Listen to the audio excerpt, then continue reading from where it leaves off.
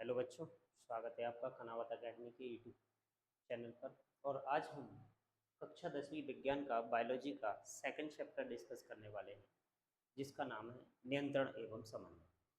तो पिछली कक्षा के अंदर हमने आपसे डिस्कस किया था जैव प्रक्रम के बारे में। उसके सारे क्वेश्चनों को हमने डिस्कस किया था और आज इस क्लास के अंदर हम 2025-26 के लिए एग्जाम के हिसाब से जो भी इम्पोर्टेंट क्वेश्चन हमारे रहने वाले हैं उन सारे क्वेश्चनों को डिस्कस करने वाले हैं। और एक चैप्टर का जो बेसिक है वो भी हम आपसे आज डिस्कस करने वाले हैं। तो चैप्टर है हमारा नियंत्रण और समन्वय, कंट्रोल एंड कोऑर्डिनेशन। इसकी कंप्लीट क्लास आज आपको प्रोवाइड कराई जा रही है।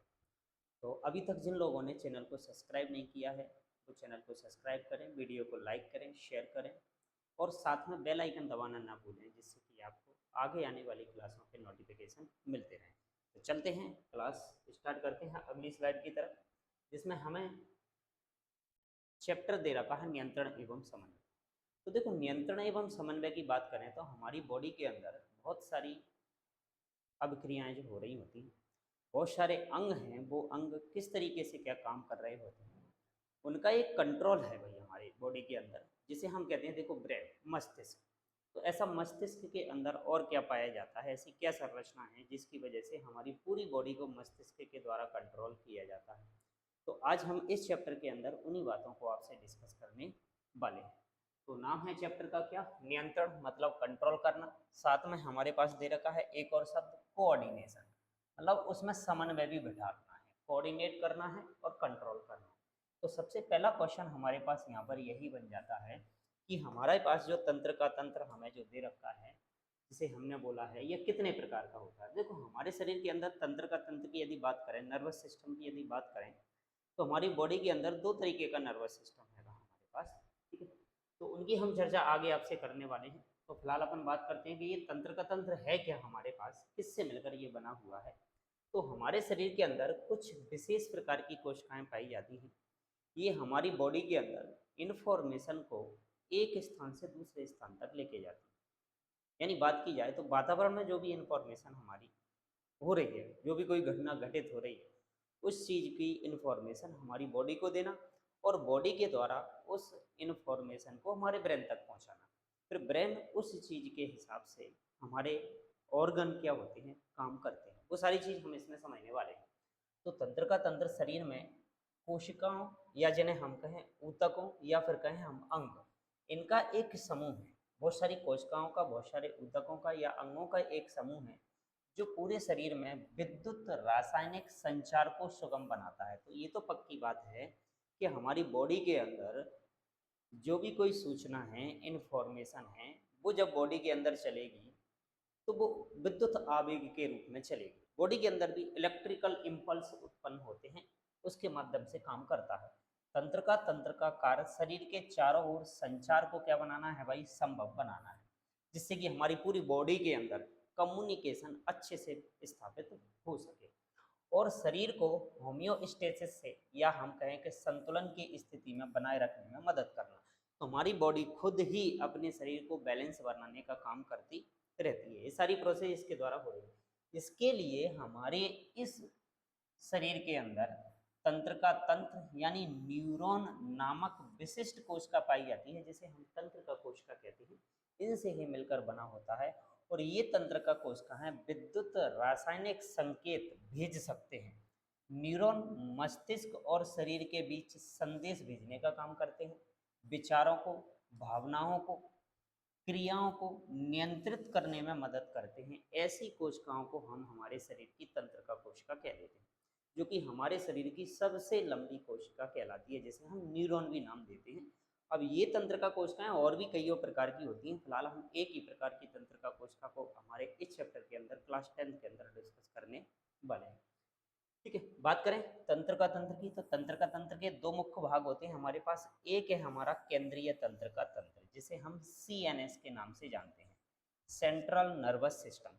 और दूसरा है हमारे पास परदीय तंत्र का तंत्र, जिसे हम PNS कहते हैं। तो मतलब हमारे पास इस तंत्र का तंत्र के दो भाग हो गए, एक CNS और एक PNS। CNS बोले तो केंद्रीय तंत्र का तंत्र और PNS बोले तो परदीय तंत्र का तंत्र। यानी पेरिफेरल नर्वस सिस्टम। शरीर में इन दोनों के अलग अलग भाग हैं और अलग अलग क्या होती हैं काम।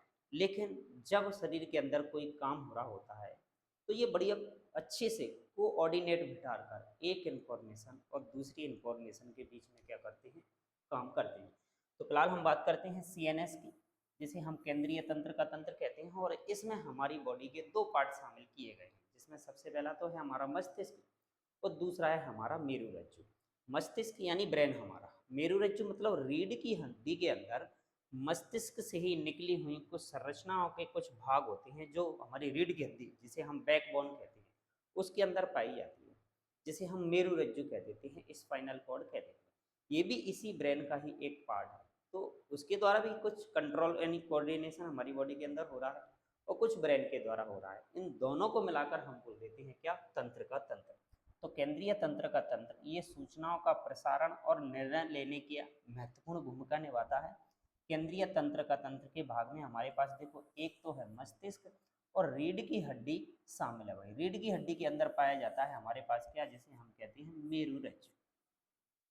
मेरुरज्जु, ये बात आपको याद है, जिसे हम स्पाइनल कॉर्ड कह देते हैं। इन सारी चीज़ों का एक व्यवस्थित जो रूप है वो हमारे पास तंत्र का तंत्र कहलाता है। मस्तिष्क और फिर हमारे पास रीढ़ की हड्डी के अंदर क्या, मेरुरज्जु। फिर जाकर हमारी बॉडी के अंदर बहुत सारी क्रियाओं का नियंत्रण एवं समन्वय होता है। आगे बात करते हैं अगले। ये है हमारी एक तंत्रिका कोशिका का चित्र। हमसे एग्जाम में कहीं ना कहीं पूछ लिया जाता है कि भाई एक न्यूरॉन्स या एक परिपक्व न्यूरॉन या तंत्रिका कोशिका का एक नामांकित चित्र बनाइए।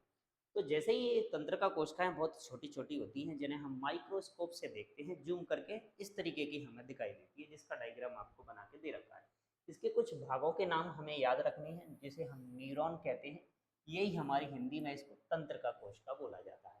इसके अंदर कुछ ब्रांचेज हमें दिखाई दे रहे होते हैं और एक मेन ब्रांच हमें जो दिखाई दे रही होती है उसको हम एक्सॉन कहते हैं। ये बात याद रखना है, एक मेन ब्रांच और उस मेन ब्रांच के ऊपर कुछ कवरिंग पाई जाती है और वो कवरिंग जो है ना, कहीं कहीं पर गैप दे जाती है, खांचे बन जाती हैं उसके अंदर। तो जो कवरिंग है हमारे पास, इसे हम कह देते हैं माइलिन शीथ। एक तो एक्सॉन लंबा है हमारे पास, जो मेन ब्रांच इसकी कहलाती है, उसे हम एक्सॉन बोल देते हैं, और इसके ऊपर एक कवरिंग शीट पाई जाती है जिसे हम माइलिन शीथ कह देते हैं। और इसका जो सबसे लास्ट वाला भाग है, जो हमें बटन लाइक स्ट्रक्चर के रूप में दिख रहा होता है, जिन्हें हम एक्सॉन टर्मिनल्स कह देते हैं या फिर टीलोडेंड्रिया कह देते हैं। ये बात भी आपको याद रखना है, इन्हें हम टीलोडेंड्रिया, इन्हें टीलोडेंड्रिया भी बोला जाता है। तो ये बात भी याद रखना है, या तो एक्सॉन टर्मिनल्स कहलाते हैं या फिर इनको टीलोडेंड्रिया कह देते हैं। अब और बात करते हैं। अब यहाँ पर जो खांचे हमें दिखाई दे रहे हैं बीच बीच में, जो माइलिन शीथ है ना, वो कंटिन्यूस नहीं है, डिसकंटिन्यूस हो गई है। कहीं पर कुछ खांचे जैसी उभारनुमा संरचना दिखाई दे रही हैं। इस नोड को हम नोड ऑफ रेनवियर कह देते हैं। याद रखना है इस नाम को आपको, नोड ऑफ रेनवियर। और इस माइलिन शीथ के अंदर कुछ सेल्स पाई जाती हैं, कोशिकाएं पाई जाती हैं, जिन्हें हम स्वान सेल कहते हैं। स्वान कोशिका, जिनका अपना खुद का केंद्रक वगैरह बाकी की सारी संरचनाएं, जब सेल बोला है तो सेल का जो स्ट्रक्चर हमने पढ़ा हुआ है वो सारी चीज़ें इसके अंदर देखने को हमें मिलेंगी। फिर आगे जैसे ही हम चलते हैं इस एक्सॉन वाले पार्ट से, तो माइलिन शीथ का आवरण जो है ना वो फिर खत्म हो जाता है बिल्कुल। उसके बाद कुछ स्ट्रक्चर ऐसा दिखाई देता है कि कुछ बहुत सारी ब्रांचेज इससे निकल रही होती हैं। तो इन ब्रांचों को हम बोल देते हैं क्या, डेंड्राइट्स। ब्रांचों को, जिसका अपना खुद का एक केंद्रक होता है, जिसे हम न्यूक्लियस कह देते हैं, केंद्रक। क्योंकि कोशिका है तो कोशिका के अंदर केंद्रक तो होगा, और ये जिसके अंदर केंद्रक है वो पूरा भाग हमारा कहलाता है सेल बॉडी, जिसे हम कोशिका काय कहते हैं। कोशिका काय, ये नाम आपको याद रखना है। डेंड्रॉन्स हो गए, डेंड्राइट्स हो गए हमारे पास, माइलिन शीथ हो गई, एक्सॉन टर्मिनल्स हो गए, एक्सॉन्स हो गए, माइलिन शीथ की कवरिंग पाई जाती है, उसके अंदर स्वान सेल इसके अंदर पाई जाती है। नाम आपको याद रखना है, ऑब्जेक्टिव क्वेश्चन में पूछ लिया जाता है आपसे कि श्वान सेल किसके अंदर पाई जाती है, तो जवाब हमारा होता है न्यूरॉन्स यानी तंत्रिका कोशिका के अंदर क्या पाई जाती है, हमारी श्वान सेल पाई जाती है। क्लियर बात। तो ये थी हमारी संरचना न्यूरॉन की, जो कि हमसे 2 या 3 नंबर में एग्जाम में पूछा ही जाता है क्वेश्चन। तो शुरुआत हमारी यहाँ से है। ऐसी तंत्रिका कोशिकाएं हमारी बॉडी के अंदर बहुत पाई जाती हैं और इन्हीं के माध्यम से हमारी बॉडी के अंदर जो भी इंफॉर्मेशन है, जो भी कोई सूचना है, संदेश है, वो सारी इन्फॉर्मेशन हमारे ब्रेन तक, ब्रेन से अंगों तक, वातावरण में जो भी कांटेक्ट में हमारे शरीर में आ रहा है, वो सारी इन्फॉर्मेशन को लाने ले जाने का जो काम किया जाता है वो इन्हीं तंत्रिका कोशिकाओं के द्वारा किया जाता है। नेक्स्ट बात करते हैं आगे। आगे एक हमें प्रतिवर्ती चाप दे रखा है। प्रतिवर्ती चाप का मतलब ये है कि कुछ एक ऐसी क्रिया हमारी दे रखी है कि देखो हमारी बॉडी के अंदर कईयों तरीके की अभिक्रियाएं हो रही है। कुछ अभिक्रियाएं, कुछ रिएक्शन, कुछ क्रियाएं, प्रतिक्रियाएं, जिनको हम जो भी नाम दें, तो वो तो कुछ होती हैं हमारी इच्छा के द्वारा, जिन्हें हम ऐच्छिक क्रियाएं कह देते हैं, जिन्हें हम सोच समझ कर करते हैं। वो सारी अभिक्रियाएं, क्रियाएं हमारी ऐच्छिक क्रियाएं कहलाती हैं। और जिन क्रियाओं पर हमारी इच्छा का कंट्रोल नहीं होता है, हम जिनको सोच समझ कर नहीं करते हैं, वो अचानक से हमारे शरीर के अंदर होती हैं, उन्हें हम अनैच्छिक क्रियाएं कह देते हैं। तो हमारे केंद्रीय तंत्र का तंत्र के अंदर ब्रेन वाला जो भाग है ना हमारा, उसके द्वारा हमारी जितनी भी ऐच्छिक क्रिया हैं वो कंट्रोल में रहती हैं। और हमारा जो रीढ़ की हड्डी के अंदर मेरु रज्जु जिसे हम बोल रहे हैं, स्पाइनल कॉर्ड जिसे हम बोल रहे हैं, उसके द्वारा जो भी क्रिया कंट्रोल में रहने वाली हैं वो हमारी होती हैं कौन सी, अनैच्छिक क्रियाएं। तो एक अनैच्छिक क्रिया जिसे हम प्रतिवर्ती क्रिया का नाम दे रहे हैं, वो प्रतिवर्ती क्रिया की हमें एक डायग्राम बना के दे रखा है, जिसमें बताया गया है कि मान लो एक व्यक्ति को कहीं गया तो कोई कांटा छुप गया है, या किसी अपने हाथ को गर्म उसके अंदर डाल दिया है इन्होंने, तो वो अचानक से अपने इस हाथ को किस तरीके से हटाएगा, ये पूरी प्रक्रिया जिसके अंदर आपका एक ब्रेन काम करने वाला है, ब्रेन तक इंफॉर्मेशन पहुंचेगी, फिर वापस ब्रेन उस हाथ को हटाने के लिए इंफॉर्मेशन देगा। ये पूरी प्रोसेस आपको यहाँ पर दे रखी है, तो आप इसका डायग्राम याद रखें। क्रिया विधि हम आगे अभी पढ़ने वाले हैं, जिसके अंदर जो भी हमें डायग्राम में दे रखा है। क्लियर। तो डायग्राम बहुत इंपॉर्टेंट है भाई, बनाना है सभी लोगों को। ये आ जाता है अब हमारे पास इस प्रतिवर्ती क्रिया किस प्रकार होती है। तो भाई देखो, बात करें प्रतिवर्ती क्रिया में हमारे पास भाग लेता है कौन, मेरु रज्जु, जिसे हम स्पाइनल कॉर्ड कहते हैं। जबकि मस्तिष्क का इसमें कोई रोल नहीं होता है। मनुष्य की इच्छा के बिना जो भी क्रियाएं हमारी बाहरी उद्दीपनों के कारण होती हैं, जैसे कि हम किसी गर्म वस्तु को छूते हैं तो अचानक से अपने हाथ को क्या कर लेते हैं, हटा लेते हैं। इस प्रकार ये संवेदनाओं को संवेदी अंगों, जिन्हें हम सेंसरी ऑर्गन कहते हैं, उससे संवेदी तंत्र का है, क्योंकि जो कोई सेंसरी ऑर्गन होगा, इंफॉर्मेशन को ग्रहण करने वाला होगा, वहाँ से कुछ ऐसे न्यूरॉन्स जुड़े रहते हैं जिन्हें हम सेंसरी न्यूरॉन्स कहते हैं। उनके माध्यम से ये इंफॉर्मेशन कहाँ तक पहुँचाई जाती है, मेरुरज्जु तक। और यह संवेदना, या जिसे हम प्रेरणा कहेंगे, जो कि सुषुम्ना में पाए जाने वाले, मतलब मेरुरज्जु के अंदर पाए जाने वाले कुछ तंतुओं में, जिन्हें हम संवेदी तंतु फिलामेंट कह देते हैं, और यहाँ से इनके पृष्ठीय मूल के द्वारा इस सुषुम्ना तक पहुँच जाती हैं। तथा साइटोन के एक्सोन, जो हम पढ़ चुके हैं अभी तंत्रिका कोशिका का, उसके सुषुम्ना के दूसर द्रव में इन्हें ले जाती हैं। दूसरे द्रव में से प्रेरणा, संवेदना, चालक प्रकार की तंत्रिका मिलेगी फिर हमें, वहाँ पहुँचती है। और ये चालक तंत्रिका इस तंत्रिका को आधारीय मूल से निकालकर पेशियों में जाकर विभाजित कर देती है। और जैसे ही पेशियों के पास इनका काम पहुँचता है, तो हमारे जो इन्फॉर्मेशन पहुँची है, तो हमारा हाथ अचानक से वहाँ से क्या हो जाता है, उठ जाता है। इस तरीके से हमारे शरीर के अंदर प्रतिवर्ती क्रियाएं होती हैं। क्लियर। तो ये तो हमारा क्वेश्चन। दूसरा क्वेश्चन आ जाता है कि देखो, मस्तिष्क में कौन सा भाग शरीर की स्थिति तथा संतुलन का अनुरक्षण करता है। मतलब हमारी बॉडी को बैलेंस बनाने वाला ऐसा कौन सा भाग है जिसकी वजह से हम हमारे शरीर को बैलेंस बनाए रखते हैं। तो मनुष्य के पश्च मस्तिष्क का एक अनुभाग है जिसे हम अनुमस्तिष्क कहते हैं। ये अनुमस्तिष्क हमारा जो है ना, ये वाला पार्ट है। पेन का डायग्राम आपको दिख रहा होगा, ये है हमारा, जहाँ पे हमारा पॉन्स, मेडुला, अनुमस्तिष्क, और यहीं से निकला हुआ है फिर हमारा क्या, मेरुरज्जु।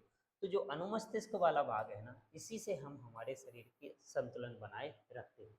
जिसमें हमें मनुष्य का डायग्राम भी हमसे पूछा जाता है, ये उसके भाग दे रखे हैं, जिसमें हमारा ये सबसे बड़ा प्रमस्तिष्क है, कपाल ऐसी इसको खोपड़ी, उसके अंदर हमारी हड्डियां पाई जाती हैं, 8 हड्डियां, frontal, parietal, temporal, occipital, ethmoid, अरथमॉइड। ये हड्डियों के अंदर ब्रेन बड़े अच्छे से मजबूती से बंद रहता है, जिसका ये बीच वाला पार्ट है मध्य मस्तिष्क है, ये अग्र मस्तिष्क जिसमें हाइपोथैलेमस पीयूष ग्रंथि मस्तिष्क के अंदर पाई जाती है, और ये नीचे वाला भाग प्रमस्तिष्क कहलाता है।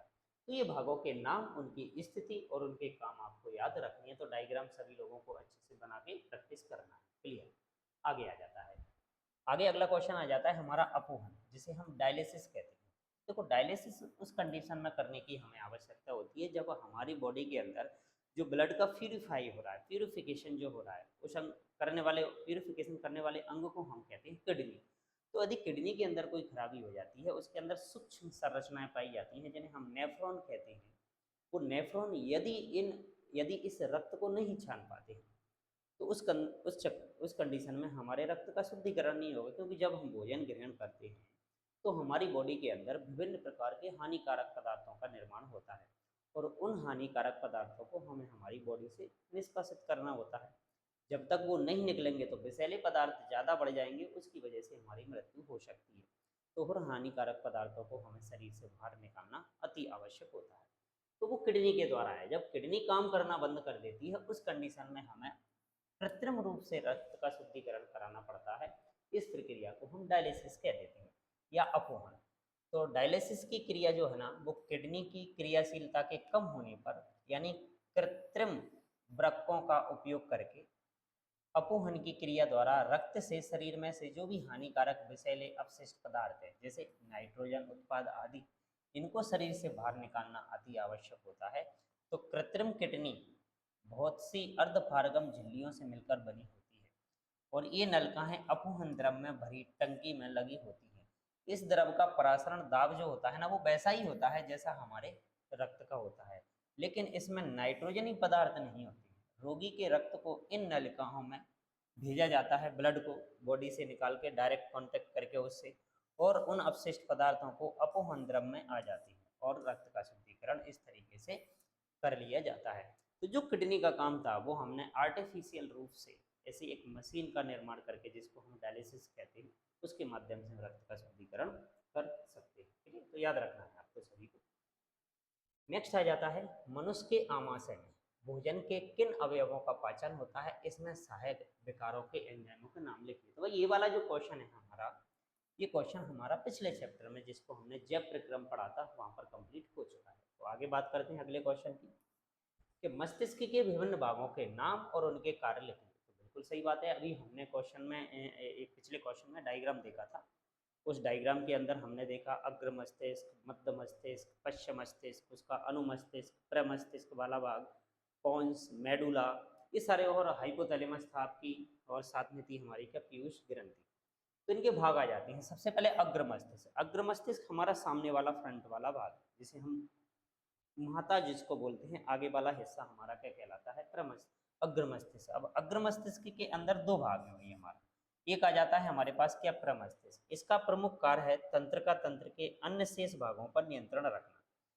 इसके अतिरिक्त यह बुद्धि का भी केंद्र होता है, याद रखना है, विचार का भी होता है, स्मृति मेमोरी इसी में रहती है, अनुभव एक्सपीरियंस मनोभाव इसी के अंदर, इसी का सबका केंद्र होता है। और जितनी भी हमारी ऐच्छिक क्रियाएं होती हैं वो सभी की सभी हमारी प्रमस्तिष्क वाले भाग से ही होती है। इसके अविकसित होने पर मनुष्य मंद बुद्धि वाले कहलाते हैं। भाई कहते हैं भाई इसके अंदर बुद्धि कम है, ये अच्छे से किसी चीज़ को समझ नहीं पाता है, सोच नहीं पाता है उसके बारे में, तो हम उसको कह देते हैं भाई इनके अंदर थोड़ी सी बुद्धि कम है, इनका IQ लेवल क्या है, कम है। इनका मतलब ये है कि उनका जो प्रमस्तिष्क वाला भाग है ना, वो क्या रह गया है, कमजोर रह गया है। आप इन क्वेश्चनों को याद रखें। आगे आगे आ जाता है फिर हमारा दूसरा पार्ट इसका, जिसको हम नाम दे देते हैं क्या, हाइपोथैलेमस।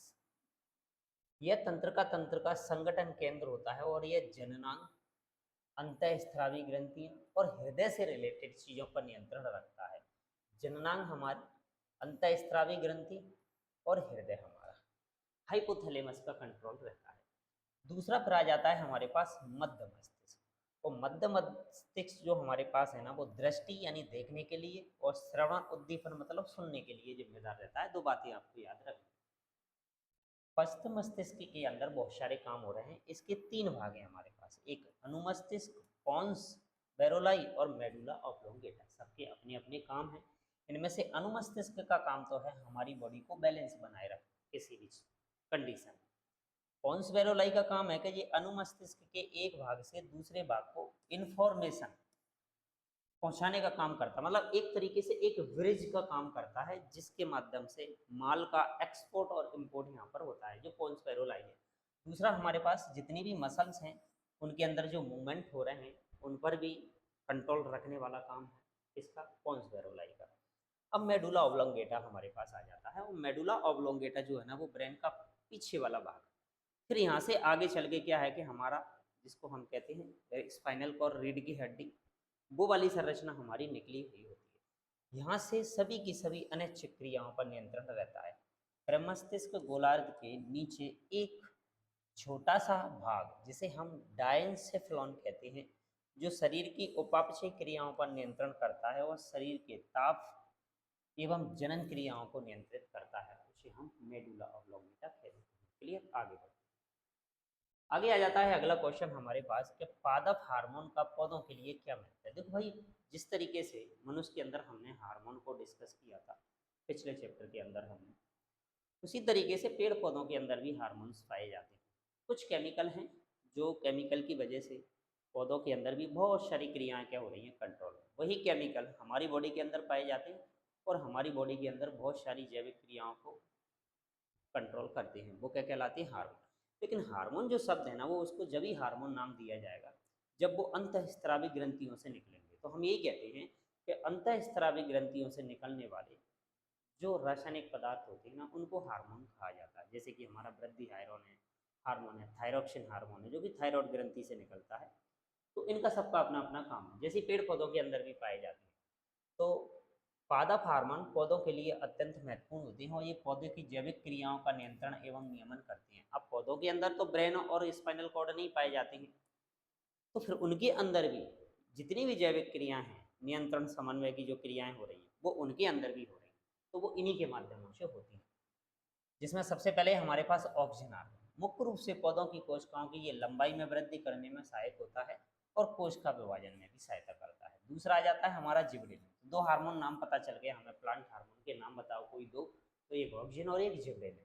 जिबरेलिन का काम क्या है कि भाई ये बीजों के अंकुरण के में सहायता करेगा, पौधों की पत्तियों को चौड़ा करने में सहायता करेगा, पौधों की लंबाई बढ़ाने में भी सहायता करेगा। ये जिबरेलिन का काम है आपका। फिर आ जाता है अगला हार्मोन हमारे पास साइटोकाइनिन।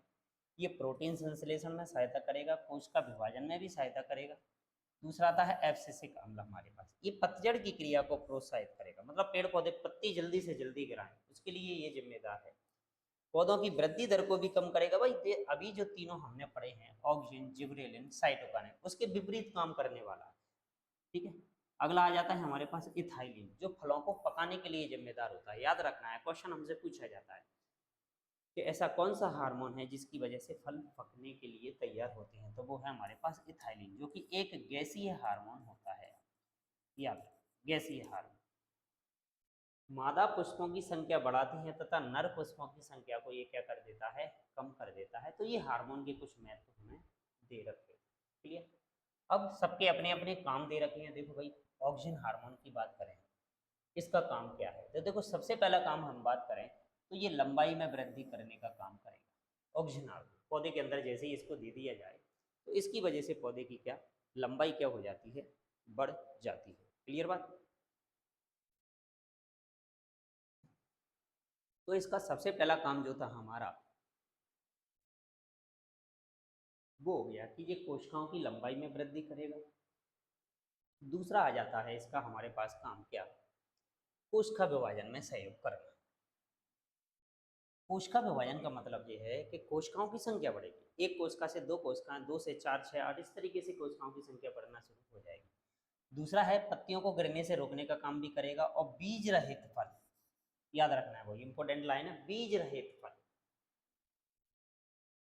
ऐसे फलों का उत्पादन करने में सहायक है ऑक्सीजन हार्मोन जिनके अंदर बीजों का निर्माण नहीं होता है। तो ये बातें आपको ऑक्सीजन के बारे में याद रखनी है। दूसरा आ जाता है हमारे पास क्या, जिब्रेलिन हार्मोन। जिब्रेलिन की बात की जाए तो बीजों के शीघ्र अंकुरण, जैसे ही हम जमीन के अंदर बीजों को डालते हैं तो वो उगना शुरू हो जाते हैं, तो जितना जल्दी उगेगा उतना हमें फायदा होगा। तो जिब्रेलिन हार्मोन डालने की वजह से बीजों का अंकुरण बहुत फास्ट होता है और जो पौधे बोने होते हैं उनमें यदि इसको डाल दिया जाए तो इनके इस हार्मोन को डालने से, जिबरेलिन की वजह से, उसकी लंबाई में भी क्या हो जाती है, वृद्धि हो जाती है। क्लियर बात। पौधों की पत्तियों को चौड़ा करने में भी क्या होता है भाई, ये सहायता करता है। तो ये दोनों के काम थे हमारे क्या, एक तो जिबरेलिन और एक हमारे पास क्या था, ऑक्सीजन। तो इस तरीके से पेड़ पौधों के अंदर जो भी जैविक क्रियाएं कंप्लीट हो रही हैं ना, उनको कंट्रोल करने का काम इनके द्वारा किया जाता है। दूसरा आ जाता है फिर हमारे पास क्या, साइटोकाइन, जिसके कारण हमसे पूछे जाते हैं कि भाई ये प्रोटीन संश्लेषण में सहायता करेगा, लंबाई में वृद्धि तो करेगा ही करेगा, कोश का विभाजन बढ़ाएगा ही बढ़ाएगा, जड़ पत्तियों में वृद्धि रोकने में सहायक होता है, और अंकुरण के साथ उत्प्रेरण उत्पन्न करता है। उत्प्रेरक, उत्प्रेरक हम जानते हैं कुछ ऐसे पदार्थ होते हैं जिनको मिलाने की वजह से कोई अभिक्रिया हमारी या तो फास्ट हो जाएगी या फिर स्लो हो जाएगी। तो जहाँ जैसी अभिक्रिया की जरूरत है वैसे उत्प्रेरण का जी क्या कर देता है, वही निर्माण कर देता है। उसके बाद आता है हमारे पास एब्सिसिक अम्ल, जिसे हम ABA के नाम से भी जानते हैं। ABE, एब्सिसिक अम्ल, पादप हार्मोन ABA बोला जाता है। इसका काम क्या है कि ये पत्तियों, फूलों, उनके खुलने और बंद होने की क्रिया पर बहुत ज़्यादा नियंत्रण रखता है। बड़ा अच्छा इंपॉर्टेंट पॉइंट, इसी का रोल है भाई जी, किसका, एब्सिसिक अम्ल का। दूसरा, पतझड़ की क्रिया को प्रोत्साहित करेगा कि पौधे पत्तियां गिराएं, जिससे उसके अंदर नई नई शाखाओं का क्या हो सके, निर्माण हो सके। पौधों की वृद्धि दर को क्या कर देगा भाई, कम कर देगा। जैसे ही पौधे के अंदर इस हार्मोन यानी बोले तो एब्सिसिक अम्ल का स्त्राव हो गया तो पतझड़ की क्रिया शुरू हो जाएगी। दूसरी बात है, पौधे की वृद्धि क्या हो जाएगी, अब रुक जाएगी, क्योंकि पत्ते झड़ गए, डालियां नहीं बनेंगी। अब बरसात जब आएगी तो इस जिबरेलिन की मात्रा क्या, इस एब्सिसिक अम्ल की मात्रा क्या हो जाएगी, कम, और ऑक्सीजन की मात्रा फिर क्या हो जाएगी, बढ़ जाएगी। तो नई नई शाखाओं का निर्माण होगा, वृद्धि दर उसकी क्या हो जाएगी, बढ़ जाएगी। क्लियर बात। तो ये था हमारा एब्सिसिक अम्ल के कारण। नेक्स्ट आता है, नेक्स्ट है क्वेश्चन हमारे पास क्या, आयोडीन, जिसका सिंबल होता है हमारे पास क्या, आई। आयोडीन युक्त नमक का उपयोग करने की सलाह क्या दी जाती है भाई। तो देखो, एक हमारे पास ग्रंथि है जिसका नाम है थायराइड ग्रंथि, जो कि हमारे गले के अंदर पाई जाती है। सामने से आप देख सकते हो, गले के अंदर जो हड्डी हमारी, वो जो ग्रंथि हमारी पाई जाती है उसे हम थायराइड ग्रंथि कहते हैं। और थायराइड ग्रंथि से एक हार्मोन स्त्रावित होता है जिसे हम थायरोक्सिन कहते हैं। तो थायराइड ग्रंथि को थायरोक्सिन बनाने के लिए हमें आयोडीन की आवश्यकता होती है, और ये आयोडीन हमें नमक से या हमारे अन्य भोज्य पदार्थों से प्राप्त होती है। यदि इस आयोडीन की कमी हो जाती है हमारे शरीर में, तो हमारी जो थायराइड ग्रंथि है ये फूलकर बड़ी हो जाती है, गले के यहाँ सामने से हमें दिखाई देने लगती है, फूलकर आकार इसका बड़ा हो जाता है, जिससे कि ये ज़्यादा से ज़्यादा मात्रा में थायरोक्सिन बना सके। तो इस कंडीशन में इस रोग को हम नाम दे देते हैं कि एक घेंगा रोग या गोइटर रोग हमें हो जाता है। क्लियर। देखते हैं आगे बढ़ते हैं। इसी को कहते हैं थायराइड ग्रंथि। अब टू ग्रंथि, हिंदी में नेम लिखा हुआ है थायराइड ग्रंथि, इंग्लिश में भी है। थायरोक्सिन हार्मोन इससे बनाने के लिए हमें आयोडीन की आवश्यकता होती है, और भोजन में आयोडीन की कमी से हमें एक घेंगा रोग या इसे हम गोइटर कहते हैं, ये हो जाता है। और इस बीमारी से बचाव के लिए हमें आयोडीन युक्त नमक खाना चाहिए, जो नमक शुद्ध है हमारे पास,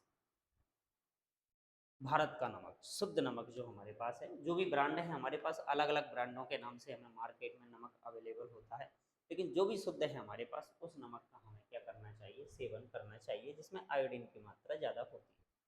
नेक्स्ट आता है, जंतुओं में रासायनिक समन्वय किस प्रकार होता है। तो भाई जंतुओं के अंदर रासायनिक समन्वय करने के लिए हार्मोन्स पाए जाते हैं। बिल्कुल सही है, हार्मोन्स पाए जाते हैं, अंतःस्रावी ग्रंथियों से निकलती हैं, अलग अलग हार्मोन निकलते हैं, और ये डायरेक्ट सीधे उस ग्रंथि से निकलते हैं। और जो ग्रंथियों से निकल रहे हैं उन्हें हम अंतःस्रावी ग्रंथियां कह रहे हैं, या फिर नलिका विहीन, नलिका विहीन ग्रंथि, नलिका विहीन, डक्टलेस, ये अपने स्त्राव को सीधे सीधे ब्लड के अंदर, रुधिर के अंदर डाल देते हैं, और उन्हें फिर वो ब्लड विशिष्ट ऊतकों अथवा अंगों तक ले जाने का काम करता है। जैसे ही जहाँ पर ये पहुँच जाते हैं और अपने हार्मोन एक विशिष्ट जैव रासायनिक अभिक्रिया या क्रियात्मक क्रिया को आरंभ करना क्या कर देते हैं, शुरू कर देते हैं। इस तरीके से हमारी बॉडी के अंदर केमिकल कोऑर्डिनेशन कंप्लीट होता है, यानी जंतुओं के अंदर। नेक्स्ट आता है, तो उसी तरीके से हमसे पादपों में पूछा जाता है कि पादपों में रासायनिक समन्वय किस प्रकार होता है। तो पादपों के अंदर नियंत्रण एवं समन्वय की हम बात करें तो इनमें कोई तंत्रिका कोशिका, मस्तिष्क वगैरह तो कुछ नहीं, लेकिन पौधे कुछ रासायनिक पदार्थ उत्पन्न करते हैं जो उनकी वृद्धि को, विकास को नियंत्रित करते हैं। कुछ अन्य वृद्धि को कम करने का भी काम करते हैं। तो ऐसे रसायन जिन्हें हम पादप पादप हार्मोन या पादप वृद्धि नियामक कहते हैं, याद रखना है हम आपको। ये पौधों की विभिन्न क्रियाओं में नियंत्रण करने में सहायक होते हैं। उदाहरण के लिए ऑक्सिन हार्मोन, जो कि प्रुरु के अग्रभाग में, प्रुरु मतलब होता है तना, तने के अग्रभाग में शीर्ष भाग पर स्रावित होगा, जिसकी वजह से कोशिकाओं की वृद्धि बढ़नी शुरू हो जाएगी। जबकि जो साइटोकाइनिन हार्मोन है, ये कोशिका विभाजन को प्रेरित करता है, एब्सिसिक अम्ल वृद्धि का संदमन करता है, रोकने का काम करता है। तो इस तरीके से उनके अंदर रासायनिक समन्वय वाली क्रिया क्या हो जाती है, कंप्लीट हो जाती है। नेक्स्ट आता है हमारे पास अगला क्वेश्चन, दो तंत्रिका कोशिकाओं या जिसे हम न्यूरॉन कहते हैं, उनके मध्य अंतर ग्रंथन जिसे हम सिनेप्स कहते हैं, उसमें क्या होता है।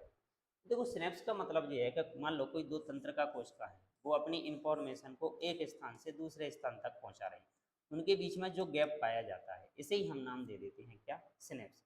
अब यहाँ से इंफॉर्मेशन यहाँ तक पहुँचना है, यहाँ तो विद्युत आवेग के रूप में जा रही थी, फिर यहाँ पे वो केमिकल के रूप में बदलेगी, फिर विद्युत आवेग के रूप में बदलेगी। तो उन दो तंत्रिका कोशिकाओं के मध्य गैप जो होता है ना, वहाँ कहलाता है सिनेप्स वाली कंडीशन। तो विभिन्न तंत्रिका कोशिकाओं में सूचनाओं के आदान प्रदान में सिनेप्स या अंतर्ग्रंथन सहायक होता है, और यह तंत्रिका कोशिका द्वारा भेजी गई सूचनाओं को, जो कि विद्युत आवेग के रूप में उसके अंदर चल रही थी, अब उसको काय में बदलेगा, रासायनिक पदार्थों में बदलेगा, ताकि ये रसायन दो तंत्रिका कोशिकाओं के बीच रिक्त स्थान को पार करके दूसरी तंत्रिका कोशिका में पहुंच सके, जो कहलाता है हमारा क्या, सिनेप्स। नेक्स्ट आता है हमारे पास कि हम एक अगरबत्ती की गंध का पता कैसे लगा लेते हैं। वही अक्सर हमने देखा होगा कि अगरबत्ती को हम जैसे ही लगाते हैं तो हमारी बॉडी के अंदर ज्ञानेंद्रियां पाई जाती हैं। 5 ज्ञानेंद्रिय हमारी बॉडी के अंदर होती हैं, जैसे कि जीभ है, त्वचा है हमारी, आँख है, नाक है और एक कान है। ये डायरेक्ट हमारे वातावरण के साथ कॉन्टैक्ट में रहती हैं। तो ये बाहर के हमारे सेंसर हैं, ज्ञानेंद्रियां, इसीलिए इनको नाम दिया जाता है। सेंसरी ऑर्गन है हमारे पास, इनका सबका अपना अपना क्या है काम। इनमें से एक है हमारे पास क्या, जिसको हम बोल देते हैं ज्ञानेंद्री नाक। तो नाक के द्वारा हम सूंघने का काम हमारा है, वो ज्ञानेंद्री इसके अंदर पाई जाती है। क्या स्मेल है, अच्छी है, खराब है, दुर्गंध है, सुगंध है, जो भी है वो चीज़ बताने का काम इसके द्वारा किया जाएगा। तो जैसे ही कहीं पे हमने अगरबत्ती लगा दी है तो हमारी ये वाली सेल्स एक्टिव हो जाएंगी, और उसमें उपस्थित जो तंत्रिका कोशिकाएं होंगी उसको विद्युत आवेग में बदलेंगी। फिर ये पूरी प्रोसेस तंत्रिका कोशिका से दूसरी में, अगली से अगली में पहुंचेगी। इस तरीके से होते होते अंत में ये अग्र मस्तिष्क वाले भाग में पहुंच जाती है, और जिस अगरबत्ती की सुगंध उसमें से आ रही है उसकी सुगंध की जानकारी हमारे ब्रेन के अंदर पहले से ही होती है। तो हम सूंघ कर फिर बता देते हैं, अच्छा जी उस अगरबत्ती की क्या है, खुशबू आ रही है। इस तरीके से हमें इसका पता लग जाता है। नेक्स्ट आता है देखो प्रतिवर्ती क्रिया, जो हम पढ़ चुके हैं उसमें मस्तिष्क की क्या भूमिका है। तो देखो मस्तिष्क शरीर का मुख्य समन्वय केंद्र है भाई। मस्तिष्क तथा मेरुरज्जु केंद्रीय तंत्र का तंत्र बनाते हैं, ये बात हम पढ़ चुके हैं, और शरीर के विभिन्न भागों से सूचना प्राप्त करके उनका आकलन करते हैं। फिर ये क्रियाएं मध्य मस्तिष्क में तथा पश्चिम मस्तिष्क में नियंत्रित होती हैं। क्लियर बात। तो ये डायरेक्ट हमारे पास क्वेश्चन। नेक्स्ट आ जाता है हमारे पास छुईमुई, जिसे हम टचमी प्लांट के नाम से भी जानते हैं। छुईमुई का पौधा पैदा होता है, इसकी पत्तियों की गति प्रकाश की ओर प्ररो की गति से किस प्रकार है। तो भाई देखो हमने देखा होगा कि जितने भी पेड़ पौधे हैं हमारे पास वो प्रकाश की ओर वृद्धि करते हैं, धनात्मक प्रकाशानुवर्ती होते हैं, और जड़ें उनकी जो होती है ना वो जमीन के अंदर वृद्धि करती हैं, जिसको हम कहते हैं धनात्मक गुरुत्वानुवर्ती। तो पौधे का जो तना होता है ना वो प्रकाशानुवर्ती होता है, वो प्रकाश के हिसाब से गति करता है। लेकिन एक छुईमुई का प्लांट है हमारे पास जिसे हम टचमी प्लांट या लाजवंती के नाम से भी हम इसको जानते हैं। तो इस प्लांट के अंदर एक बड़ी इंटरेस्टिंग कहानी है इसमें, कि क्या होता है कि जैसे ही इस प्लांट को हम टच कर देते हैं तो ये अपनी पत्तियों को क्या कर लेता है, सिकोड़ लेता है, और कुछ समय बाद इसकी पत्तियां वैसे ही फैल जाती हैं। तो इसको कहीं डर होता है कि कोई दूसरा जीव जंतु उसको नष्ट करने के लिए, खाने के लिए आ रहा है, तो अपने आप को बचाने के लिए एक अवक्रिया इसके अंदर हो रही है। जो कि इसके अंदर पानी की मात्रा पर निर्भर करती है। वो क्या है देखो देखो, छुई के पौधों की पत्तियों की गति वृद्धि से संबंधित नहीं है। जब हम पौधे को स्पर्श करते हैं, टच करते हैं, तो स्पर्श होने की सूचना संचारित करने के लिए उसकी कोशिकाएं अपनी आकृति बदल लेती हैं। और पादप कोशिकाओं में विशेष प्रकार के कोई प्रोटीन नहीं होते हैं, ये जल की मात्रा में परिवर्तन करके अपनी आकृति को बदलती हैं, जिसके कारण उनका आकार हमें बदला हुआ सा नजर आता है। छुई के पौधे में यह गति स्पर्श के कारण होती है और गति में तीव्रता भी होती है, जबकि प्रकाश की ओर जो प्रेरो मतलब होता है हमारा तना की ओर अपेक्षाकृत क्या होती है, धीमी होती है, एक विशेष दिशा में ही होती है। तो प्रकाश की ओर जो गति हो रही है ना वो बहुत स्लो होगी, धीरे धीरे होगी, और ये गति जो होती है ना हमारी बहुत फास्ट होती है। तो इसका और उसका कोई लेना देना नहीं है। हम एक अगरबत्ती की गंध का पता कैसे लगाते हैं, ये हमारा क्वेश्चन कंप्लीट हो चुका है। क्लियर।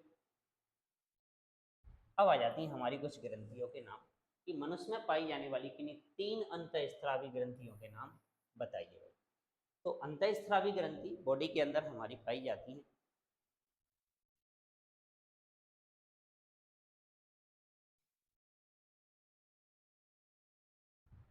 और इन अंतःस्रावी ग्रंथियों के अपने अलग अलग काम हैं।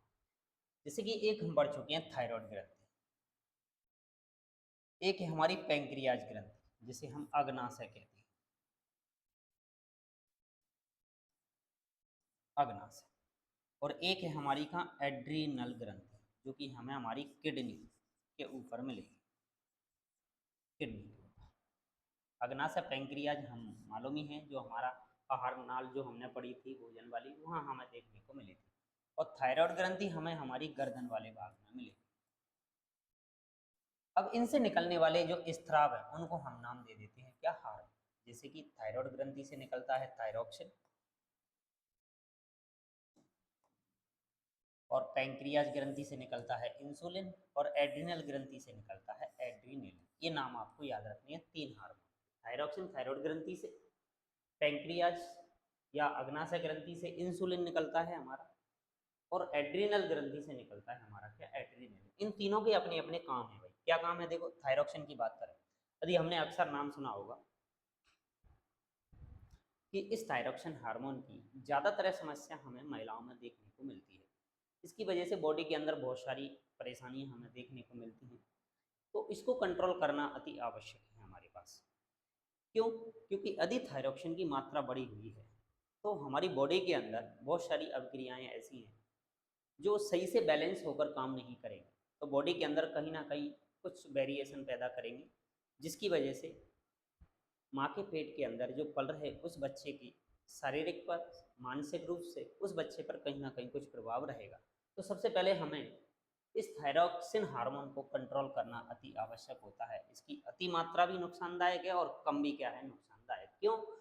क्योंकि देखो ये कार्बोहाइड्रेट, प्रोटीन और वसा की क्रियाओं पर नियमन करता है। जो भी हम बॉडी के अंदर खा रहे हैं उससे हमें कार्बोहाइड्रेट मिलेगा, वसा मिलेगा, या फिर हमें मिलेगा क्या, प्रोटीन। यदि ये चीज़ हम ले तो रहे हैं, यदि इनको कंट्रोल करने वाला सिस्टम गड़बड़ हो जाए तो या तो वसा की मात्रा बहुत ज़्यादा बढ़ जाएगी तो मोटापा हो जाएगा, या फिर वसा की मात्रा बहुत ज़्यादा कम हो जाएगी तो हम ऐसे भी हो जाएंगे। तो वो कंडीशन यहाँ पर हमारी ऐसी बन जाती है। तो कार्बोहाइड्रेट, प्रोटीन, वसा, इन अभिक्रियाओं पर काम करता है कौन, ये थायरोक्सिन। तो ये डिस्टर्बेंस पूरा बॉडी के अंदर हमें देखने को मिलता है थायराइड ग्रंथि की वजह से। दूसरी होती है हमारी पैंक्रियाज ग्रंथि। ये इससे निकलने वाला जो इंसुलिन हार्मोन है ना, ये हमारे ब्लड की शुगर को कंट्रोल करता है। ब्लड के अंदर शुगर की मात्रा कम ज़्यादा होने पर हम कहते हैं शुगर की बीमारी, डायबिटीज़ की बीमारी जो होती है वो हमें इस इंसुलिन की वजह से ही देखने को मिलती है। कब? जब हमारी इस अग्नाशय ग्रंथि यानी पैंक्रियाज ग्रंथि के अंदर कहीं ना कहीं डिस्टर्बेंस हो जाता है। ठीक है। एड्रिनल ग्रंथि की बात करें, ये शरीर के विभिन्न भागों में रक्त प्रवाह एवं हृदय स्पंदन की गति को बढ़ाती है। देखो हार्ट बीट कब बढ़ेगी भाई, अब जब हमारी बॉडी के अंदर इमरजेंसी हो। चाहे तो हम दौड़ेंगे, दौड़ेंगे भी जब हमारी कोई इमरजेंसी, कोई ज़रूरत का काम हो। तो उस समय बॉडी के अंदर हमारे ब्लड सर्कुलेशन को भी बढ़ा देता है। और एक तरीके से बात करें तो हार्ट बीट को भी क्या कर देता है, बढ़ा देता है। हार्ट बीट जितनी तेज होगी हमारी बॉडी के अंदर उतना ही ज़्यादा रक्त फ्लो होगा। बॉडी के ऑर्गनों को, सेल्स को, टिश्यू को यानी ऊतकों को उतनी ही ज़्यादा मात्रा में ऑक्सीजन मिलेगी। और ऑक्सीजन ज़्यादा मात्रा में हमारे अंगों को मिलेगी तो हमारे अंग उतने ही अच्छे से क्या करेंगे, काम करेंगे। तो ये करता है काम कौन? Adrenaline hormone. यानी हम कहें कि ये इमरजेंसी के समय पर निकलने वाला हार्मोन है और ये हमारी उस समय पे क्या करता है? बॉडी को रक्षा करने का काम करता है। क्लियर? तो वो तो हमारा एड्रेनालिन हार्मोन। क्लियर? तो ये तीनों हार्मोनों के नेम भाई आप लोगों को अच्छे से याद रखना है और एग्जाम में हमसे क्वेश्चन पूछा ही जाता है भाई, याद रखना है। पिछले सेट पेपर, पिछले 5 साल के यदि आप क्वेश्चनों को उठा के देखोगे तो कहीं ना कहीं किसी ना किसी सेट में आपको ये क्वेश्चन देखने को जरूर मिलेगा ही मिलेगा भाई। तो भाई प्रसाद है भाई, इसको सब लोगों को बांटना है और याद भी रखना है सभी लोगों को इसको। ठीक है, आगे बात करते हैं। आगे आ जाता है हमारा क्वेश्चन फिर है कि पादपों में प्रकाश अनुवर्तन की गति किस प्रकार होती है। तो भाई देखो, इस बात को अभी हमने डिस्कस किया था, इसका कहीं पॉइंट कि पेड़ पौधे पौधे का जो भाग है, एक तो जड़ वाला भाग है हमारे पास और एक पौधे का तने वाला भाग है। और तने वाले भाग को हम नाम दे देते हैं क्या? प्रोरो। प्रोरो जब भी आपके सामने शब्द आता है ना तो घबराओ नहीं इससे। प्रोरो, प्रोरो मतलब तना होता है, स्टेम होता है। तो पौधे के अंदर दो भाग हैं हमारे मेन रूप से यदि बात करें। एक तना ऊपर वाला भाग जो हमारा जमीन से बाहर मतलब हवा के कांटेक्ट में या वायुमंडल में रहता है, प्रकाश की उपस्थिति में रहता है, और एक है जड़युक्त भाग। तो पौधे का जो तना वाला भाग है हमारे पास वो हमेशा वृद्धि करेगा किसकी तरफ? सूर्य के प्रकाश की तरफ। और जड़ों वाला भाग हमेशा वृद्धि करेगा किसकी तरफ? जमीन की तरफ, अंदर की तरफ, पृथ्वी की तरफ। इसके लिए दो टर्मिनोलॉजी का हम साइंस में यूज करते हैं कि तना जो होता है ना वो धनात्मक प्रकाशानुवर्ती होता है और जड़ें जो होती हैं ना हमारी वो धनात्मक गुरुत्वानुवर्ती होती है। इसका उल्टा भी सही है कि हमारे पास जो तना होता है ना वो ऋणात्मक गुरुत्वानुवर्ती होता है और जड़ें जो होती हैं ना वो ऋणात्मक प्रकाशानुवर्ती होती है। अब ऐसा क्यों होता है कि तना ऊपर ही वृद्धि क्यों करता है, सूर्य की तरफ वृद्धि क्यों करता है? तो भाई तने के अंदर उसके शीर्ष भाग में एक हार्मोन स्त्रावित होता है जिसका नाम है ऑक्सीजन। इस ऑक्सीजन की एक्टिविटी सनलाइट की वजह से ज़्यादा होती है तो जो उसी भाग की ओर वृद्धि करवाता है उसको जितर प्रकाश की मात्रा ज़्यादा होती है। तो ये बात तो हमारी क्लियर हो गई कि पादपों के प्रोड़ के अग्रभाग यानी टिप पर एक पादप हार्मोन जिसका नाम है ऑक्सीजन, इसका संश्लेषण हो जाता है जो कोशिकाओं की लंबाई में वृद्धि करने में सहायक है। जब पादप पर एक ओर से प्रकाश आ रहा होता है तो ऑक्सीजन क्या करता है? विपरीत होकर प्रोड़ के छाया वाले भाग में आ जाता है और प्रोड़ की प्रकाश से दूर वाली साइड में ऑक्सीजन का सांद्रण कोशिकाओं की लंबाई में वृद्धि के लिए उद्दीपित करता है। जैसे ही जो दूर वाला भाग है वहां पर कोशिकाओं की लंबाई में वृद्धि होगी तो आगे वाला भाग अपने आप किधर की ओर बढ़ना शुरू कर देगा भाई? प्रकाश की ओर कर देगा। अतः पादप प्रकाश की ओर मुड़ता हुआ हमें दिखाई देने लगता है। इस प्रकार पादपों में प्रकाशानुवर्तन होता है, कोई नई चीज नहीं। दूसरे दो हार्मोन का नाम हमें याद रखना है कि मनुष्य में स्त्रावित होने वाले एक तो नर हार्मोन और एक मादा हार्मोन। देखो भाई, मनुष्य के अंदर मेल और जो फीमेल है हमारे पास, ये मेल है हमारे पास और ये फीमेल है, मेल और ये फीमेल। इनके ऐसे हार्मोनों के नाम बताइए जो हार्मोन मेल को मेल होने के लिए, देखो पुरुष वाले हार्मोन और महिला वाले हार्मोन अलग अलग होते हैं बॉडी के अंदर। पुरुष वाले हार्मोन पुरुष को पुरुष होने के लिए जिम्मेदार होते हैं और मादा वाले हार्मोन या महिलाओं वाले हार्मोन्स उनके अंदर महिला को महिला होने के लिए जिम्मेदार होते हैं। जिनमें से है देखो, नर के अंदर पाया जाता है, नाम याद रखना है, टेस्टोस्टेरोन, और मादा के अंदर पाया जाता है एस्ट्रोजन हार्मोन और प्रोजेस्टेरोन भी है हमारे पास, उसका भी नाम लेके लेते हैं, प्रोजेस्टेरोन। प्रोजेस्टेरोन, तो दो हार्मोन हमें देखने को मिल रहे हैं किसके अंदर? मादा के अंदर, एक एस्ट्रोजन है और एक हमारे पास प्रोजेस्टेरोन। नर हार्मोन एक है हमारे पास जिसको हम कहते हैं टेस्टोस्टेरोन। तो ये दो हार्मोन हैं, इन हार्मोन के अंदर यदि इन हार्मोन का बैलेंस यदि गड़बड़ हो जाता है तो बॉडी के अंदर बहुत सारी चीज़ें जो हैं वो पुरुष के अंदर जो होती हैं वो डिस्टर्ब हो जाती है। पुरुष के अंदर द्वितीयक लैंगिक लक्षणों का विकास, जननांगों का विकास और भी जो पुरुष होने के लिए जो लक्षण हमारी बॉडी के अंदर होते हैं उन सारे लक्षणों को कंट्रोल करने का काम किसके हैं? हाथ में है नर हार्मोन टेस्टोस्टेरोन। वैसे ही महिलाओं के अंदर द्वितीयक लैंगिक लक्षणों का जो विकास होता है वो विकास के लिए एस्ट्रोजन है हमारे पास और क्या है भाई? प्रोजेस्टेरोन है। और ये सब कुछ मिलके हमारी बॉडी के अंदर क्या कर रहे होते हैं? काम कर रहे होते हैं। क्लियर?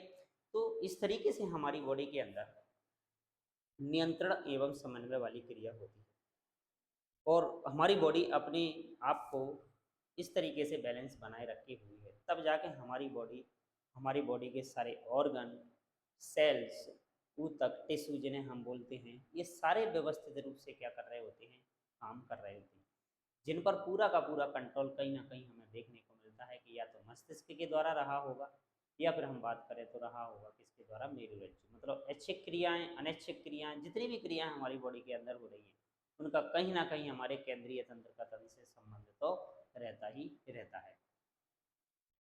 तो ये तंत्रिका कोशिका वाला हमारा एक चैप्टर था, जिसके अंदर आज आपने देखा कि किस तरीके से हमारे बॉडी के अंदर सूचनाएं, इंफॉर्मेशन और कौन कौन से उसके भाग होते हैं, ब्रेन के कौन से भाग हैं, ये ग्रंथियां क्या होती हैं, नर हार्मोन, मादा हार्मोन, इन सारी चीज़ों के बारे में हमने पढ़ा।